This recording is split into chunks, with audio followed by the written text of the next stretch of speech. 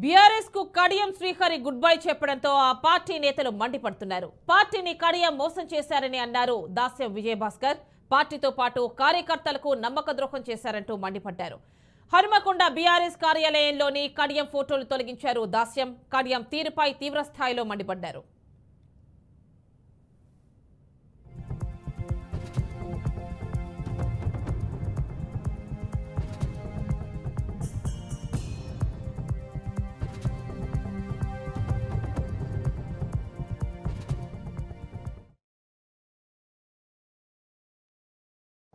నీ నీచమైన చరిత్రను మర్చిపోయి, నీ నికృష్టమైనటువంటి చరిత్రను మర్చిపోయి, నీ అహంకార చర్యలను కూడా మర్చిపోయి నిస్వార్థంగా నీ ఇంటికి వచ్చి పార్టీలకు ఆహ్వానించడం జరిగింది.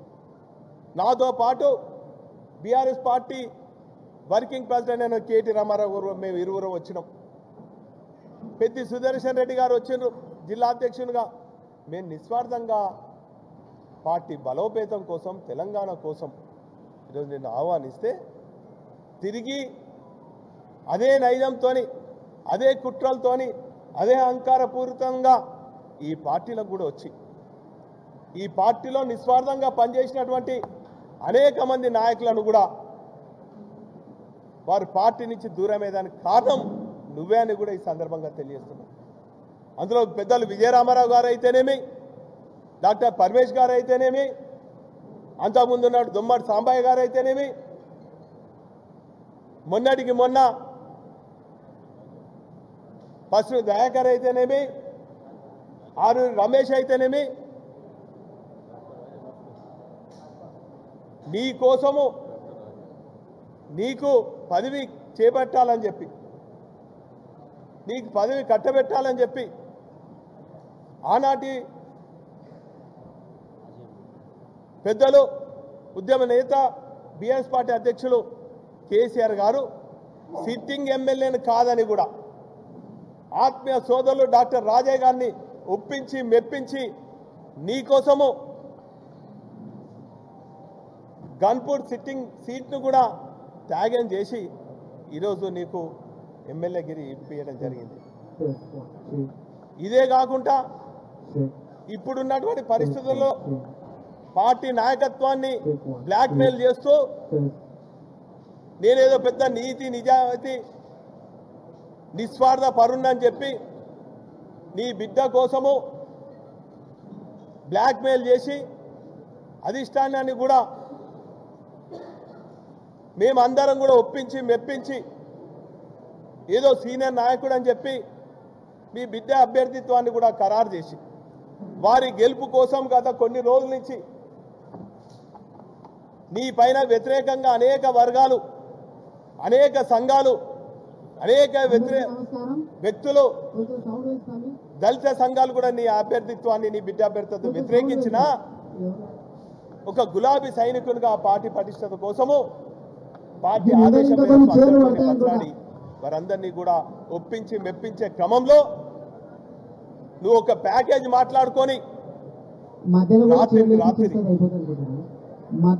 నువ్వు కాంగ్రెస్ పార్టీతోని కుమ్మక్కై ఈరోజు కుట్రలు చేసి ఒక దొంగ లెటర్ను సర్క్యులేట్ చేసి నీతి నిజాయితీ ప్రయత్నం చేస్తున్నావు. కానీ శ్రీహరి గారు నీకు నిజంగా నువ్వు నిజాయితీ పరుడు అయితే, నీ మీద నీకు నమ్మకం ఉంటే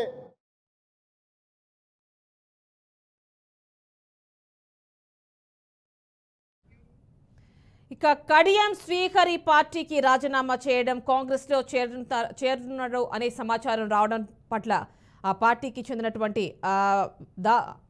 విజయభాస్కర్ మండిపడుతున్నారు. ఇప్పటి వరకు ఆ విజువల్స్ మనం చూసాం. పూర్తి డీటెయిల్స్ మా కరెస్పాండెంట్ భాస్కర్ అందిస్తారు.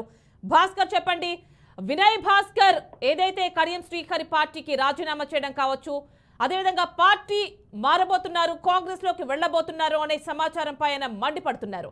సో దీనికి సంబంధించి ఫుల్ డీటెయిల్స్ ఇవ్వండి. కడియం శ్రీహరి టీఆర్ఎస్ పార్టీకి రాజీనామా చేసి కాంగ్రెస్ లో చేరుతున్న ప్రచారం కావడంతో పుట్టిన బీఆర్ఎస్ మాజీ మంత్రులు, మాజీ ఎమ్మెల్యేలు, మాజీ ఎమ్మెల్సీలు, పూర్తి స్థలం మాజీ ఎంపీలు అందరూ కలిసి మీడియా సమావేశం ఏర్పాటు చేయడం జరిగింది.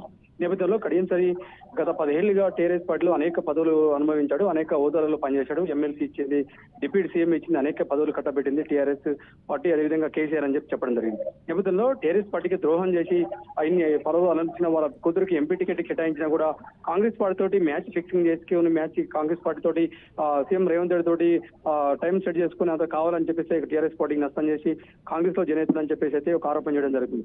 నేపథ్యంలో ఇటు ఎర్రబెల్లి దయాకర్రావు కావచ్చు, మా హన్మకొండ జిల్లా ఇన్ఛార్జ్ మాజీ ప్రభుత్వ చీఫ్ దాస్ వినయ్ భాస్కర్ కావచ్చు, మిగతా పరకాల ఎమ్మెల్యే చెల్లధర్మరెడ్డి కావచ్చు, అనేక ఆరోపణలు చేయడం జరిగింది. టీఆర్ఎస్ పార్టీలో సామాన్య కార్యకర్త ఉన్నటువంటి కడియం శ్రీహరికి డిప్యూటీ సీఎం చేసింది, అదేవిధంగా ఎమ్మెల్యే పదవి ఇచ్చింది, ఎమ్మెల్యేగా గెలిపించింది, అదేవిధంగా ఎమ్మెల్సీ చేశారు. అనేక హోదాలలో పార్టీ కొద్దిసారి ఆయనకు బాధ్యతగా ఉండి అండదండగా ఉండి ప్రభుత్వం అప్పుడు ఉన్నటువంటి బీఆర్ఎస్ ప్రభుత్వం అన్నదండతోటి ఎంతో ఉన్నత శిఖరాలు కదలించి చెప్పడం జరిగింది. నేపథ్యంలో కాంగ్రెస్ పార్టీ తోటి కుమ్మక్కయ్యి కడియం శ్రీ ఇలాంటి దారుణాన్ని కొడిగట్టని చెప్పడం జరుగుతుంది. తప్పకుండా కడియం శ్రీ డామ్ డామ్ అంటూ కడియం శ్రీ దిస్తు బొమ్మ కూడా దగ్ధం చేయడం జరిగింది. కడియం కావ్యకు టికెట్ ఇప్పించుకున్నా కూడా గతంలో ఎమ్మెల్యే ఎంపీగా పోటీ చేసినటువంటి ఆరు రమేష్ కాదని చెప్పేసి కడియం కావ్యకు అధిష్టానం టికెట్ ఇచ్చినా కూడా దాన్ని కూడా కాదని కోసే కాంగ్రెస్ పార్టీ తోటి కుమ్మక్కై మ్యాచ్ ఫిక్సింగ్ చేసుకుని ఇవాళ టీఆర్ఎస్ పార్టీకి రాజీనామా చేసి కాంగ్రెస్ లో చేరుతున్నట్టు ప్రచారం కావడంతో పెద్ద మొత్తంలో బీఆర్ఎస్ శ్రేణులు మొత్తం దాన్ని వ్యతిరేకించారు. అదేవిధంగా కడియం దిష్టి బొమ్మ కూడా దగ్ధం చేస్తున్న పరిస్థితి.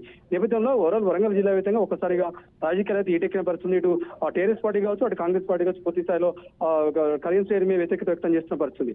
గతంలో అనేక హోదాలలో టీడీపీ పార్టీలో పనిచేసినటువంటి కడియం శ్రేణిని తీసుకొచ్చి ఒక డిప్యూటీ సీఎం స్థాయిలో తెలంగాణ రాష్ట్రంలో అనేక పదవులు చేసినటువంటి కడియం శ్రేణి పార్టీకి అన్యాయం చేయడం తీవ్రంగా ఖండించిన పరిస్థితి ఉంది.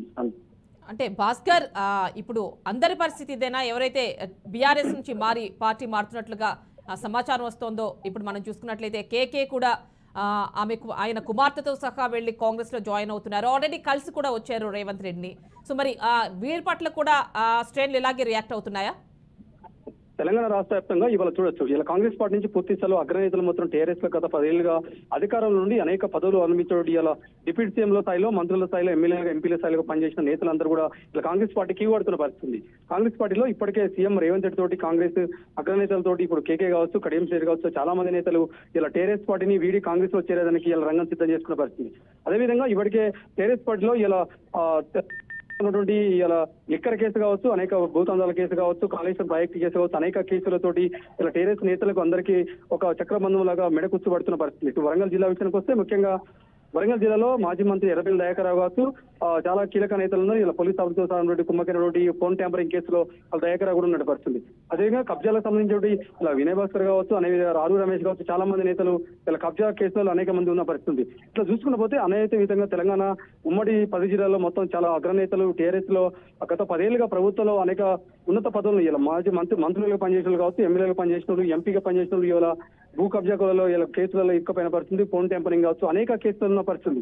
అందుకే ఈ భయంతో కాంగ్రెస్ పార్టీ అధికారంలోకి వచ్చినాక తప్పకుండా జైల్లో వేసరి కేసులన్నీ కూడా వెలికిస్తున్న పరిస్థితి, కేసులు అన్నిటి కూడా బయట పెడుతున్న పరిస్థితి. ఈ నేపథ్యంలో ఎన్ని రోజులు ఉన్నా ఇబ్బంది అవుతుంది. ఇలా రాజకీయ రంగంగా మనకు చాలా ఇబ్బంది అవుతుంది. పొలిటికల్ కూడా కెరీర్ మొత్తానికి నష్టం జరుగుతుంది. అదేవిధంగా జైల్లో పాలే అవకాశం ఉందని చెప్పేసి ఇలా కాంగ్రెస్ పార్టీకి ఇవ్వబడుతున్న పరిస్థితి. ఆ నేపథ్యంలో వరంగల్ జిల్లా వార్తగా చూసుకొస్తుంటే ఇలా టీఆర్ఎస్ పార్టీలో గత 10 ఏళ్లు ఎమ్మెల్యేగా పనిచేసి వరంగల్ జిల్లా అధ్యక్షుడిగా పనిచేసిన ఆరు రమేష్ ఈ మధ్య కాలంలోనే బీజేపీలో చేరడం జరిగింది. అదేవిధంగా కడియం శ్రీ చేస్తున్న పరిస్థితి. గతంలో డాక్టర్ రాజేష్ స్టేషన్గన్పూర్ ఎమ్మెల్యే కాంగ్రెస్ తీర్థం ముచ్చుకోవడం జరిగింది. ఇట్లా చూసుకుని పోతే నేతలు వరంగల్లో ఉన్నటువంటి ముఖ్య నేతలు మొత్తం ఇలా టీఆర్ఎస్ పార్టీ నుంచి కాంగ్రెస్ కు ఎగొడుతున్న పరిస్థితి. ఈ నేపథ్యంలో ఓవరాల్ గా అయితే ఇటు టీఆర్ఎస్ లో అగ్రనేతలుగా పనిచేసిన లీడర్లంతా కూడా ఇలా కాంగ్రెస్ తీర్థం పుచ్చుకునే అవకాశం అవుతుంది. అంటే భాస్కర్, ఇక్కడ మనం చూసినట్లయితే మీరన్నట్టుగా ఫోన్ ట్యాపింగ్ వ్యవహారం కావచ్చు, ఢిల్లీ లిక్కర్ స్కామ్ కావచ్చు, ఇంకా రకరకాల స్కామ్లు, గొర్రెల స్కామ్ కావచ్చు, వీటన్నింటికీ భయపడి మాత్రమే వెళ్తున్నారు అనుకోవచ్చా? లేకపోతే గవర్నమెంట్ పవర్ ఎక్కడుందో అక్కడికి కామన్ గానే వెళ్తారు అనుకోవచ్చు. కాబట్టి ఆ విధంగానే గతంలో బీఆర్ఎస్ గవర్నమెంట్ లో ఉన్నప్పుడు ఎలా అయితే బయట పార్టీల నుంచి వీరంతా ఇక్కడికి వచ్చారో, ఇప్పుడు పవర్ ఎక్కడుందో అక్కడికి వెళ్తున్నారు అనుకోవచ్చా? అమని వీళ్ళకి ఎవరుంటే అధికారంలో ఉన్నటువంటి అధికారం గత 10 ఏళ్ళ అధికారంలో పనిచేసినటువంటి బీఆర్ఎస్ అందరూ కూడా అధికార పార్టీలు ఉన్నప్పుడు అనేక అక్రమాలు చేస్తారు. భూ కబ్జాలు కావచ్చు, ల్యాండ్ సెటిల్మెంట్లు కావచ్చు, ఫోన్ ట్యాంపరింగ్ కావచ్చు. వీళ్ళకి అధికారం లేకపోతే ఎక్కడ కూడా ఈ చాలా కేసుల పాలవుతారు, అనేక ఇబ్బందులు ఎదురవుతున్నాయి. రాజకీయంగా కూడా భవిష్యత్తు భూస్థాపితం అయిపోయే అవకాశం ఉంది. కాబట్టి అదేవిధంగా అదే నేతలందరూ కూడా గతంలో టీడీపీ నుంచి కాంగ్రెస్ టీఆర్ఎస్ పార్టీలకు వచ్చారు. టీఆర్ఎస్ పార్టీ గత 10 ఏళ్ళు అధికారంలో ఉంది తెలంగాణలో. తర్వాత టీఆర్ఎస్ పార్టీ నుంచి కూడా మళ్ళీ కాంగ్రెస్ పోతున్న పరిస్థితి. కాంగ్రెస్ పార్టీ ఇప్పటికే రేవంత్ రెడ్డి గత 10 ఏళ్ల పాటు కాంగ్రెస్ పార్టీ అధికారంలో ఉంటుంది, తప్పకుండా 10 ఏళ్ళు తిరుగులేదు కాంగ్రెస్ పార్టీ గురించి చెప్పుతున్న నేపథ్యంలోనే కేవలం అగ్రనేతలందరూ కూడా అధికారం కావాలి, పవర్ లో ఉండాలి కాబట్టి ఇలా పవర్ కు అలవాటు పడినటువంటి లీడర్లు ఎవరు కూడా టీఆర్ఎస్ పార్టీని ఉండడానికి ఆసక్తిగా ఉన్న పరిస్థితి. అందుకోసమే ఆ నేపథ్యంలో ఇటు సంపాదించుకున్న ఆస్తులు కావచ్చు, కేసుల నుంచి బయటపడడానికి కావచ్చు, అనేక కోణాలు చూసుకున్నా కూడా ఎవరైనా టీఆర్ఎస్ పార్టీ నుంచి వీడి కాంగ్రెస్ పార్టీ చేరే అవకాశం ఉంది కాబట్టి ఇటు ఆస్తులు కాపాడుకోవడానికి, అదేవిధంగా కేసుల నుంచి బయటపడడానికి అనేక అంశాలు చూసుకుంటే వీళ్ళ కాంగ్రెస్ పార్టీకి చేరుతున్న పరిస్థితి చూడొచ్చు. మనం తెలంగాణ వ్యాప్తంగా చూడొచ్చు, అదేవిధంగా వరంగల్ జిల్లా విషయానికి వస్తే అదే జరుగుతున్న పరిస్థితి. ఇలా కడియం శ్రీ కావచ్చు, అరుణ్ రమేష్ కావచ్చు, ఇలాంటి నేతలు చాలా అగ్రనేతలందరూ కూడా ఇలా కాంగ్రెస్ కి కొడుతున్న పరిస్థితి ఉంది. Right Bhaskar, thank you.